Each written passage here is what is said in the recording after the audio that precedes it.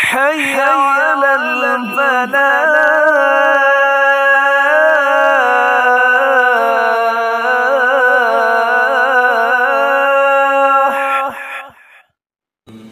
آج ہم اس ویڈیو میں یزید ابن معاویہ کے دور میں خانہ کعبہ پر جو حملہ ہوا تھا اس بارے میں معلومات حاصل کریں گے۔ یزید کے دور میں 3 سیاہ کارنامے ہوئے: واقعہ کربلا، واقعہ ہرا اور تیسرا خانہ کعبہ پہ حملہ تھا۔ اس سے پہلے ہم واقعہ کربلا پر اور واقعہ ہرا پر ویڈیوز بنا چکے ہیں۔ آج ہم اس ویڈیو میں خانہ کعبہ پر جو حملہ تھا اس بارے میں معلومات حاصل کریں گے۔ مکہ میں سیدنا عبداللہ ابن زبیر رضی اللہ تعالی عنہ تھے۔ انہوں نے بھی یزید کے خلاف علم بغاوت بلند کر دیا اور مکہ والوں نے ان کی بیعت بھی کر لی۔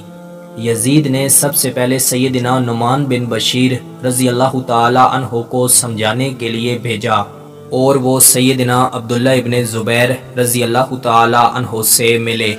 سیدنا عبداللہ ابن زبیر نے سیدنا نعمان بن بشیر کو سمجھایا کہ میرا اور یزید کا کوئی مقابلہ ہے۔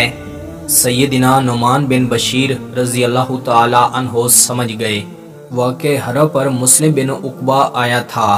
یزید نے اسے حکم دیا کہ اب تم مکہ جاؤ، لیکن وہ راستے میں ہی بیمار پڑ گیا اور راستے میں ہی مر گیا۔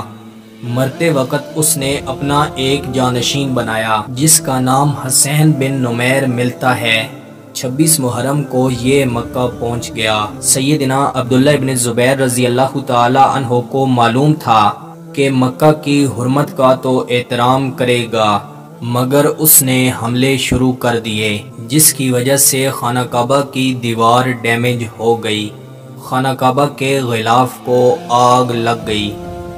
اسی واقعہ کے دوران یزید کی موت ہو گئی۔ سیدنا عبداللہ ابن زبیر رضی اللہ تعالی عنہ کو خبر ملی۔ آپ نے حسین بن نمیر کو کہا کہ یزید تو مر چکا، اور پھر اس نے مصالحت کی کوشش کی۔ سیدنا عبداللہ ابن زبیر رضی اللہ تعالی عنہ نے اسے معاف کر دیا۔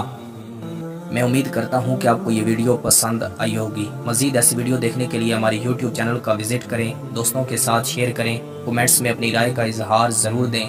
ملتے ہیں انشاءاللہ اگلی ویڈیو میں۔ اللہ حافظ۔